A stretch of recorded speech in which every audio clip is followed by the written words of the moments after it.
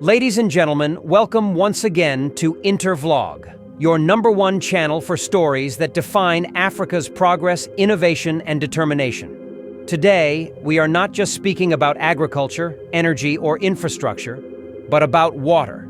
Yes, the calm waters of the Tanghin Dam in Ouagadougou, where a brand new, proudly Burkinabe-made boat now floats like a symbol of African ingenuity. Wow. What a sight. A 15-meter-long, 5-meter-wide, nearly 7-ton boat made right here in Burkina Faso. Not imported, not borrowed, not copied, but designed and constructed by Burkinabe hands. The work of Bassibri Christophe Ilboudo, a man with a reputation so unique that people call him the man who makes everything except coffins. This project, carried out in collaboration with the Ministry of Animal and Fisheries Resources, is more than a simple boat. It is a vision of national self-reliance, a declaration that Burkina Faso can build, innovate, and lead. Why is this important? Burkina Faso is a landlocked country. Many would think that a nation without a coastline has little to do with shipbuilding. But the reality of Africa is that rivers, dams, and lakes are as vital as seas. From the Niger River to Lake Volta, from the Tanghin Dam to Lake Chad, water resources sustain communities, agriculture, energy, and food security. This boat was not built for luxury. It was not built for leisure alone. It was built to modernize fishing practices and to boost national production. In fact, it was specifically designed for harvesting fish from floating cages, a task that small wooden canoes struggled to achieve efficiently. In a sense, this is more than a boat. It is a tool of productivity. It is a machine that strengthens food security, supports the agro-pastoral and fish offensive, and shows that local innovation can solve local challenges. The story of this boat begins with a dream. Christophe Ilboudo, as a teenager, traveled to Cuba thanks to President Thomas Sankara's educational programs. There, he saw a giant vessel, 4 stories high, carrying people across the sea. For a young Burkinabe boy, it was a revelation. If someone could build such a floating house, he thought, then one day I too will build something on water. But destiny had its detours. Burkina Faso's embassy discouraged him from shipbuilding because the country had no sea. He turned instead to industrial electrical systems, rewinding motors and working with coils. Yet, the dream never died. Today, the dream has come alive on the waters of Tanghin. It is a parable of perseverance. A seed buried in the soil may sleep for years, but when the rain comes, it remembers its destiny. Christophe's seed was planted in Cuba. The rain fell in Ouagadougou, and now a boat floats. The boat is no ordinary canoe.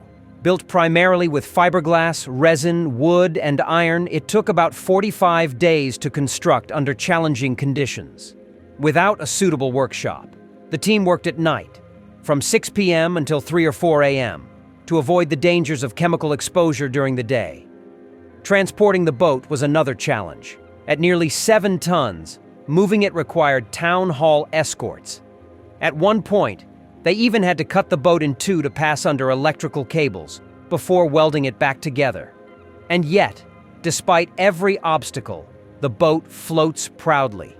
It runs on a Mercedes engine, uses solar power for onboard systems, and includes safety features such as barriers, life jackets, and fire extinguishers. Let us now talk about the clear advantages of this project: boosting fisheries. The boat directly addresses the difficulty of harvesting fish from floating cages.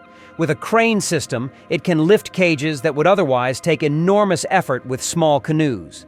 This makes large-scale fish farming more efficient. Fish is a critical source of protein. By making fish farming more efficient, Burkina Faso strengthens its food security strategy under the agro-pastoral and fish offensive. Instead of importing expensive foreign boats, Burkina Faso has shown that it can build its own. This saves foreign exchange and builds local expertise. The project employs engineers, welders, electricians, and carpenters. It builds skills that can be replicated in future projects. Beyond fishing, The boat can be used for tourism. Imagine guided tours on Tanghin Dam or Samandeni, with visitors seated comfortably as they enjoy the scenery. By using solar panels for auxiliary systems, the boat demonstrates sustainable energy use. National pride. Every Burkinabe who sees this boat will feel a sense of pride. We built this ourselves. That feeling of ownership is priceless. Why President Ibrahim Traoré supports it. President Ibrahim Traoré is a leader who has consistently emphasized sovereignty, innovation, and local production. He is happy about this project for several reasons. Alignment with food security. Goals.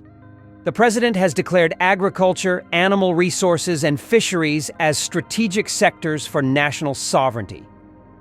A boat that modernizes fish farming directly supports this vision. Promotion of local talent. By supporting innovators like Ilboudo, the government sends a message. Burkinabe talent matters, and local solutions will be prioritized. Symbol of resilience. Just as Burkina Faso defends its sovereignty on land, it must also innovate on water. This boat represents resilience, courage, and determination. A model for other sectors. If Burkinabe engineers can build boats, they can also build other industrial machines. This project inspires broader industrialization. If a man can build a canoe without touching the sea, imagine what he will do when rivers open before him. Burkina Faso is landlocked, yet it built a boat. What excuse then do other nations with rivers, lakes, and seas have for not building their own? Nigeria should invest in local shipbuilding to harness its vast rivers. Ghana can build its own lake transport systems for Lake Volta. Mali can follow suit on the Niger River. Kenya, Tanzania, and Uganda can build ferries for Lake Victoria instead of importing them. Africa has always been a consumer of imported technology. Burkina Faso is showing that we can also be creators. The bird that waits for another to build its nest will sleep in the cold. If African nations wait for Europe or Asia to build their boats, they will always pay the price. But if they build for themselves, they will own both the water and the future. At Intervlog, we are not just reporting, we are celebrating. This project excites us because it fits perfectly into the narrative of African self-reliance. We see a future where Burkina Faso becomes a hub for boat making in West Africa. Why not? If tractors and rice harvesters can be imported, why not replace them with machines made locally? And let us not forget, this boat was built in only 45 days, at night, without a proper workshop. Imagine what could be achieved if a modern waterfront workshop is established, as Ilboudo has requested. Imagine fleets of Burkinabe boats, serving fisheries, tourism, and even emergency rescue. A river that forgets its source will dry up in shame.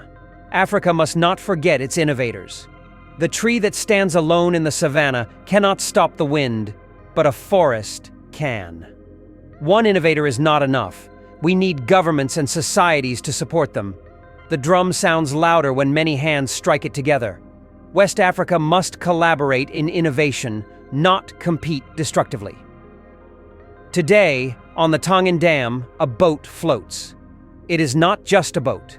It is a message. It tells Africa that innovation is possible anywhere, even where people say it cannot be done. Burkina Faso, under President Ibrahim Traoré, has chosen the path of sovereignty, resilience, and innovation. This boat is part of that journey. To Africa, the message is clear. If Burkina Faso, landlocked and resource-constrained, can build a 7-ton fishing boat, then no African nation has an excuse not to innovate. Intervlog will keep saying it. Let us build Africa with our own hands, our own minds, and our own determination. Because as another parable teaches us, the water that quenches your thirst is sweeter when drawn from your own well. This is the end of our program today. See you on Intervlog, same time tomorrow. Thanks for watching. Please like and subscribe to my channel and press the bell icon to get new video updates. Thank you for watching Intervlog. Thank you.